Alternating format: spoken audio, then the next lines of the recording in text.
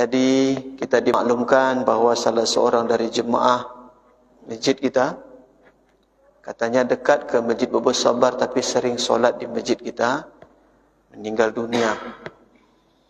Ini adalah peringatan secara tidak tertulis dari Allah Ta'ala kepada kita semua, termasuk saya. Peringatan tertulis itulah Al-Quran. Peringatan tidak tertulis itulah kematian. Nabi SAW beritahu, tahukah kalian siapakah orang yang paling bijak? Orang yang paling bijak adalah orang yang paling banyak ingat mati dan menyibukkan diri membuat persiapan sebelum kematian datang. Hari ini kita menganggap orang bijak, orang yang pandai berpantun, orang yang S1, S2, S3, orang bijak, orang yang fasih bercakap. Ternyata yang dimaksud orang bijak oleh Nabi sallallahu alaihi wasallam siapa? Orang yang paling banyak ingat apa? Ingat mati.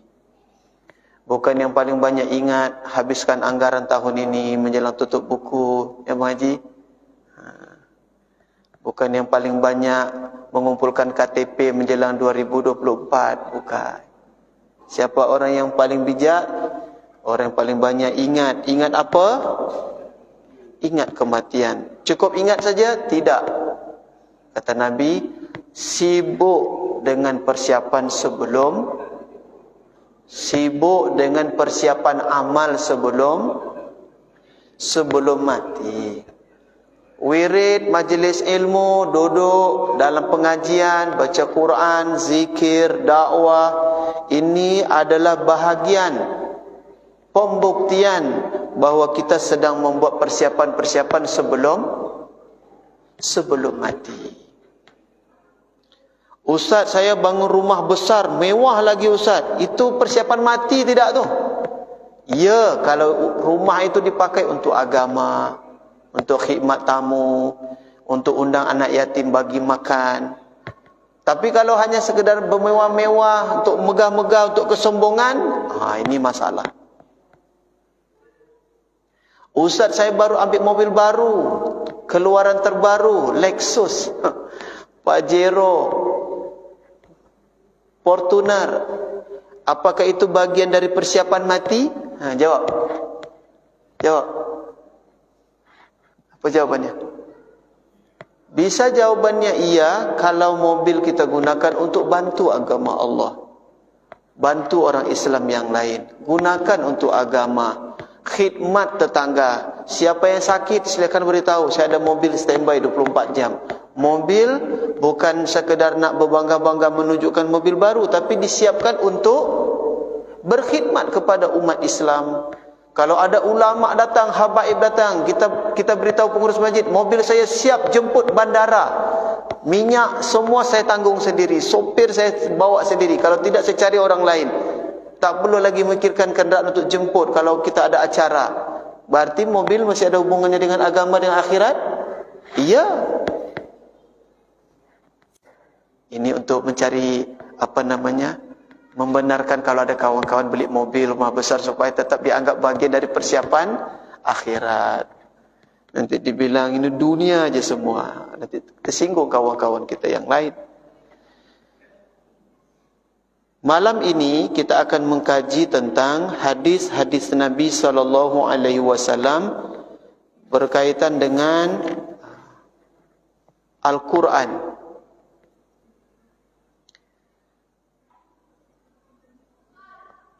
Ada ayat-ayat, surah-surah khusus yang Nabi SAW beritahu fadilah-fadilahnya untuk menjadi amalan kita sebagai bagian dari persiapan amal sebelum kita mati, seperti mana muqaddimah tadi. Kita mulai dari yang pertama, hadis riwayat Imam Tirmizi, hadis nomor 2913.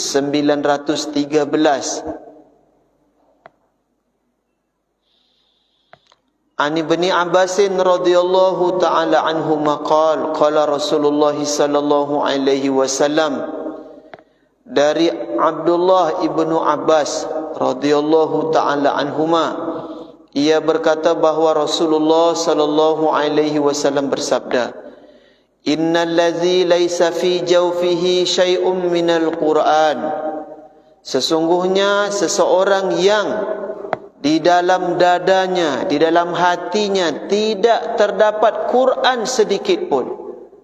Dalam hati kosong Quran, tak ada sedikit pun Quran dalam hati. Apa kata Nabi? Kal baitil kharib, seperti rumah kosong.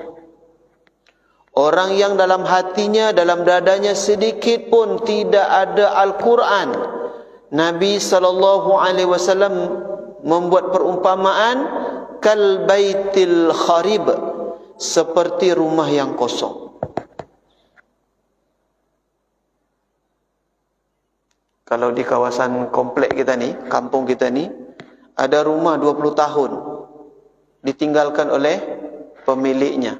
Yang nyewa tak ada, rumah itu terbiar saja selama 20 tahun kosong.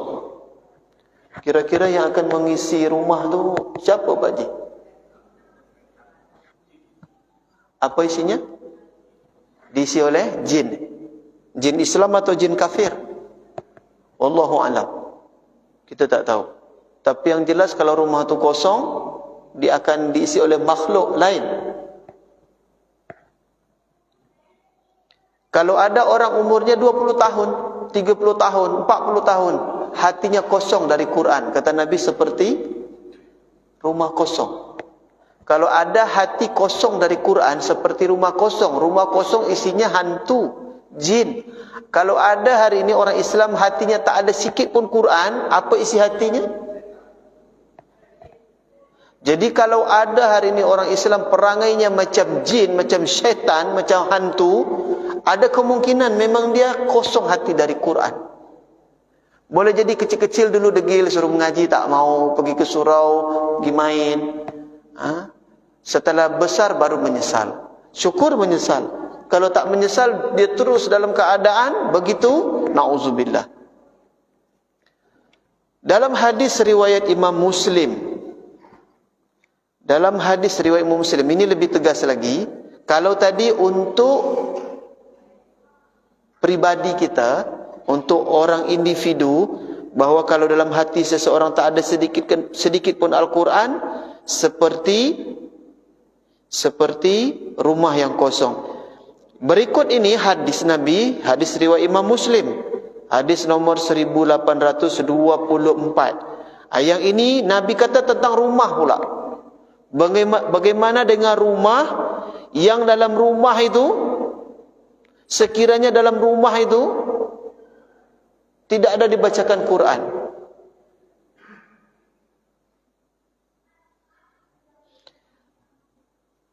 Hadis riwayat Imam Muslim, hadis nomor 1824 dari Abu Hurairah radhiyallahu taala anhu, bahwa Rasulullah sallallahu alaihi wasallam bersabda. Ni Nabi larang kita ni. Ni ada peringatan Nabi untuk kita. La taj'alu buyutakum maqabir. La taj'alu buyutakum maqabir, kata Nabi. Janganlah kalian jadikan rumah-rumah kalian seperti kuburan. Nabi larang jangan sampai rumah kita seperti apa? Kuburan.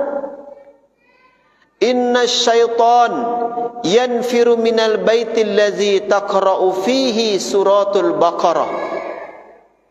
Sesungguhnya syaitan akan lari dari rumah yang di dalamnya dibacakan surat Al-Baqarah. Janganlah kalian jadikan rumah kalian seperti kuburan. Ulama menjelaskan, apa maksud rumah seperti kuburan? Rumah yang di dalamnya tak pernah dibacakan Quran. Asyik nak berdangdut di rumah tu. Patutlah laki bini berkelahi. Anak jadi bandar, jadi bandit, jadi begal. Kenapa?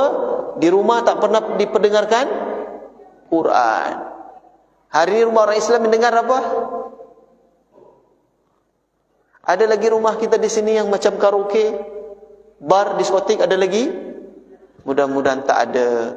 Kalau ada, tolonglah pengurus masjid datangi, beritahu baik-baik.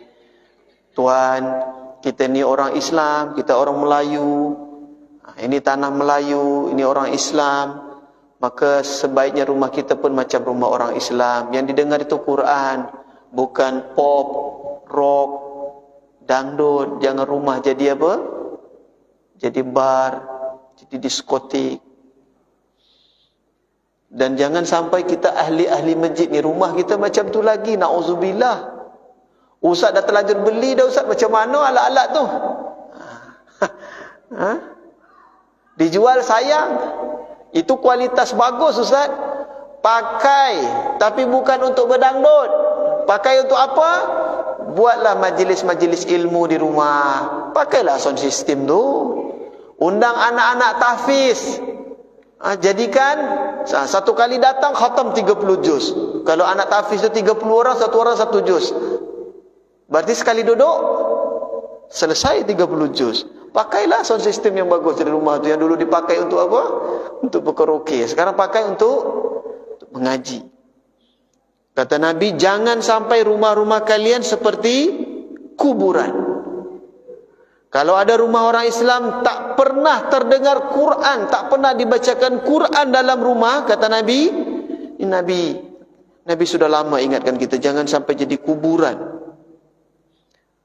Rumah-rumah yang sering kesurupan dalam rumah tu, itu tanda-tanda apa Pak Haji? Tanda-tanda apa? Takut nak sambung. Kalau di rumah kita sering terjadi kesurupan, boleh jadi malaikat rahmat jarang masuk, syaitan banyak dalam rumah.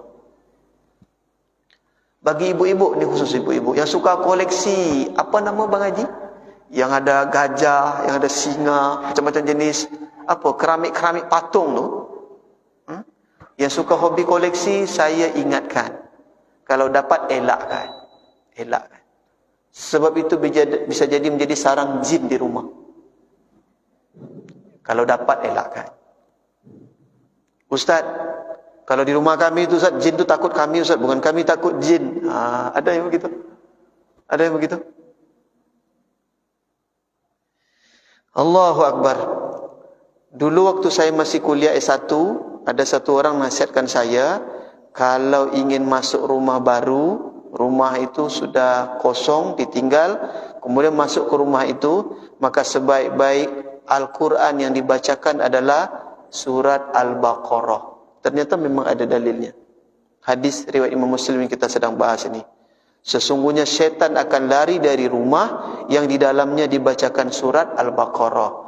Tapi dulu kata kawan saya ini, kalau masuk rumah yang baru kita nak huni, Ustaz kami sudah lama tinggal, dah berpuluh tahun dah Ustaz, tapi tak ingat, pernahkah kami baca surah Al-Baqarah di rumah tu? Kalau sudah dengar dalil tentang ini, bagus, nanti amalkan. Kawan saya amalkan, dia baca surah Al-Baqarah, dia masuk rumah baca Al-Baqarah. Jatuh ular warna hitam dari loteng. Ular hitam. Katanya kalau nanti ada yang begitu, suruh saja dia pergi. Suruh jadi pergi. Dah, jangan lagi di sini, pergi. Suruh dia pergi.